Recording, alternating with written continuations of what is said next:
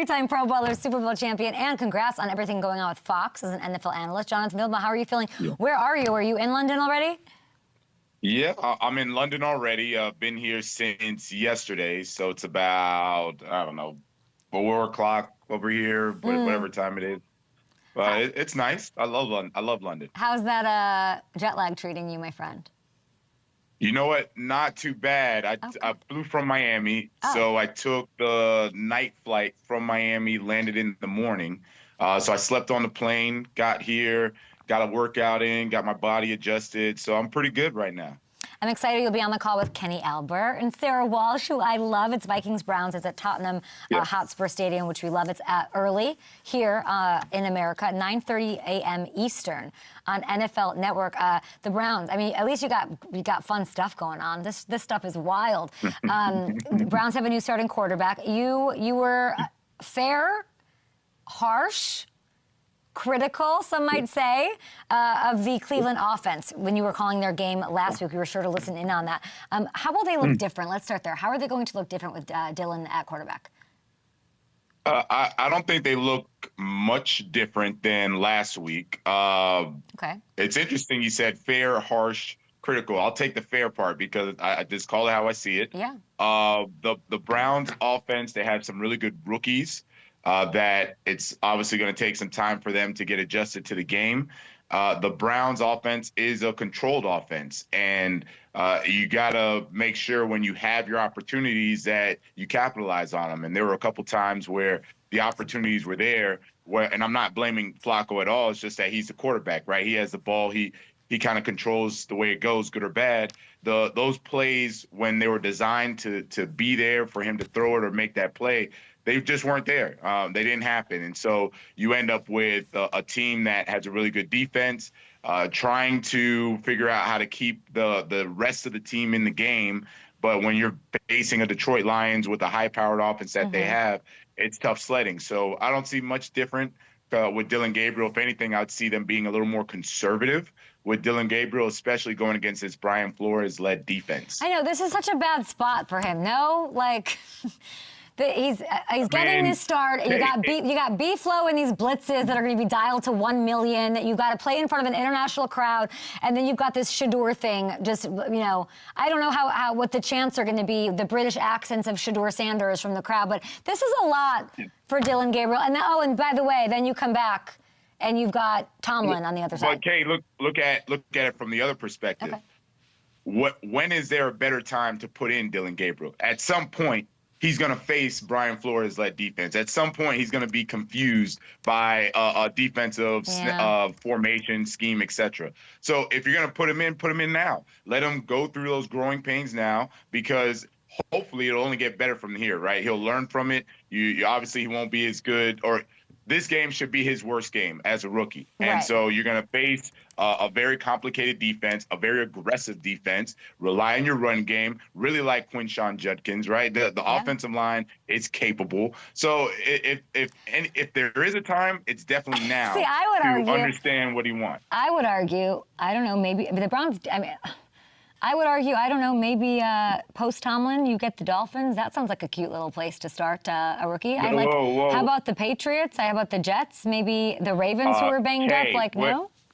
I hear you, but what you're doing right now is effectively conceding that you're not putting your best players out there to help you win, right? So if I'm Stefanski and it's clear that Flacco needs, I don't want to say needs to be benched, but he's not the best chance for you to win at quarterback, then you can't say, well, hey, guys, we know that Flacco is not the guy, but we're going to wait 2 more games.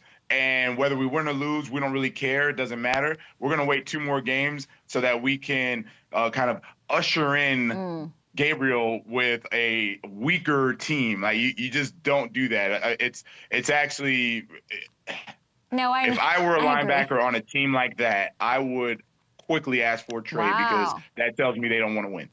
I agree. Last week I was saying put Jackson in against Minter because they had an easier matchup coming up, but if he loses against the Chargers and has a tough day, it'll be actually more understandable than him doing that against the Saints, you know, which is, so I share that. I do think it's a little bit, I guess the offense without Neighbors is similar with the Giants, but to me, just the international of it all, the SHEDEUR thing is a little different, I guess, maybe, and the SHEDEUR thing plays a little bit of a part in this. He was asked about the quarterback change and being third on the depth chart still, and you don't even have to turn the volume up. This is what this was. Let's take a look. So that's what more. What do you think you have to show? You know, show to the coaches just to have that belief in you that you can be ready. What can you say? What do you think about how he handled that, or what that even was? A huge viral moment yesterday. I view that as a young man, young individual playing into the hype and all. We always call it the white noise of playing football. What's important is that Gabriel is starting. What's important is that Gabriel knows the assignments and the playbook.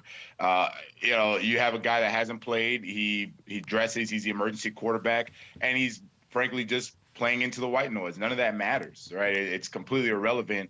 And to be honest, it's only news for us, right? If I'm Gabriel, I'm locked in. I don't need to read the press clippings and social media and all that nonsense. What I need is to have my veteran leaders help me out, to kind of give me a lay of the land of what to expect. Go to Flacco, lean on him about what's going to happen, what should I expect in the game. Forget from just X's and O's, but how to manage the game, right? Getting in and out of the huddle quickly, being able to survey the defense, relying on your center to give you the protections.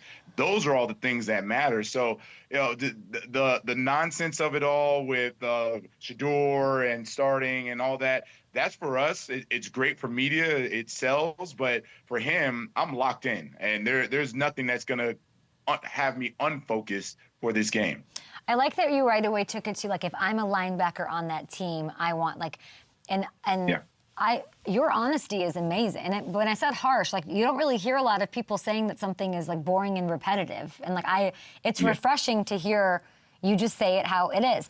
So if you're in that locker room, a veteran, if you're Jonathan Vilma in that locker room, are you handling that in any way? Do you put that on yourself? Like, do you go talk to SHEDEUR? Like, what's that? Well, first, let me preface it by saying I don't know how SHEDEUR is as a teammate. I don't know his practice habits. I don't know his personality. So if his personality is such where he likes to say outlandish things, he likes the limelight, but he comes in on time every day. He knows his assignments. He's a great teammate. He plays hard. He practices hard.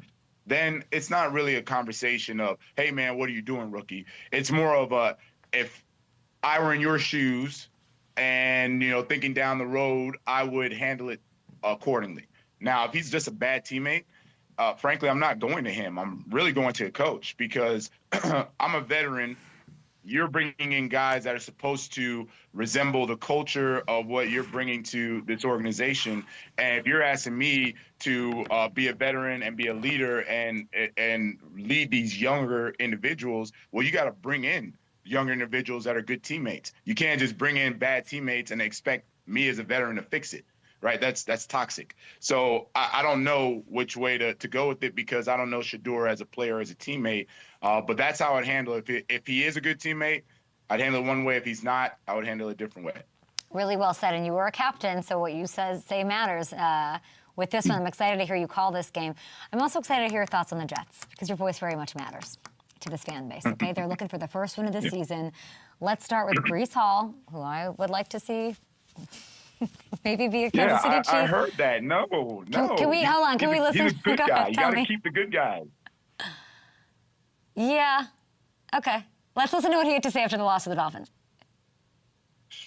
Just a tale of 3 out of our 4 losses. You know, teams will shoot themselves in the foot, then we come back and shoot ourselves in the head. So. Bottom 5. They got all the talent. What's happening here? Yeah. He's not wrong. They are. You look at situations in the game, not just the game against the Dolphins. I actually called their game against the Buccaneers. Same thing. They are finding ways to lose. one thing that we always, when I was playing, we always used to say, we want to be the functional team. What that means is we want to be the team that if we have penalties or errors, it's not self-inflicted. We're not just fumbling the ball on a kickoff, right, to start the second half. We're not having offsides on a third down, giving up easy first downs, right? We're actually going to force the team to beat us, right? We're going to be functional. Right now, they're not functional, and Aaron Glenn is doing everything he can. When you see Aaron Glenn upset, visibly upset on the sideline, it's really because of those mental errors. It's really because of the situation in the game. They're not paying attention to the situation, so they give up a touchdown. They give up a first down. Whatever it is, when they need a stop, it's not happening. But overall, I would say that the players are playing hard. And I would remind Jets fans of Aaron Glenn as defensive coordinator for the Detroit Lions in his first year. And it was horrible, absolutely horrible. They won 3 games. People thought that Aaron Glenn should have been fired. They didn't like what he was doing. Dan Campbell didn't know what he was doing. All of a sudden, they turn it around. So give Aaron Glenn time. He's going to bring in the right culture guys. He's going to bring in the guys that are going to play hard. They're going to learn how to be functional as a team, as an organization. With that, they'll start to win games. You're a team. I mean, you guys played together, right? 1 year in New Orleans? No, we didn't. We didn't. Aaron Glenn. Oh. Me and Aaron Glenn? Yeah. No, we didn't. But we always kind of like cross paths. So Aaron Glenn was a coach, DB coach in New Orleans right when I retired. So I would go there. I would see him. I would go to the games. We'd talk a lot. With the Jets, I actually played with Aaron Glenn's brother when I was with the Jets. Aaron Glenn's brother was a linebacker as well. Aaron Glenn had moved on. So we always kind of cross paths, love talking football with him, very, very passionate about the game. Like he is the coach that the Jets want. And because he played there, it's like personal to him. He personally wants to see the Jets be successful because he feels like he has unfinished business there. We looked at the rosters this morning. You're on the roster with him. With Aaron Glenn? In New Orleans.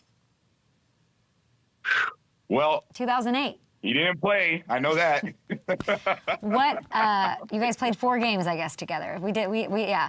I want, like, what do you, like, when you watch him and he does get heated, and he gets excited, too, and you can tell, I like that the takeaway is, like, what is success for you with this mountain of adversity to overcome and figure things out is you want guys to respond to him.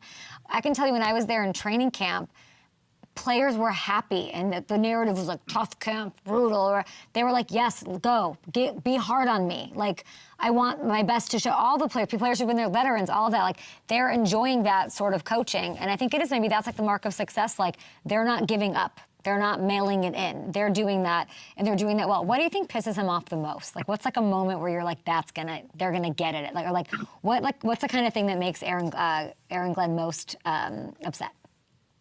Yeah, 2 things. The one, the mental errors. That really, really frustrates him, the mental errors. 2, not hustling.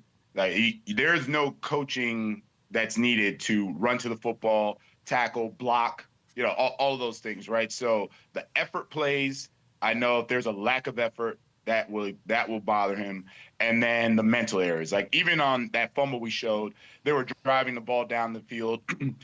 You saw him when he went to Braden Allen afterwards. He was, positive. He was trying to, just tell him, hey, keep your head in the game. But every time he was frustrated, it was because of a mental error or a situational error. Those are things that drive him up the wall because he knows it's hard enough to win in this league. So you can't have the mental errors compound what's going to happen in the game because that's a recipe for losing.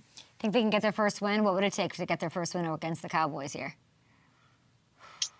Well, Cowboys offense is really good, really, really good. So you have to play keep away. We're going to feed Hall, the guy that you want to leave. We're gonna keep him. We're gonna feed him.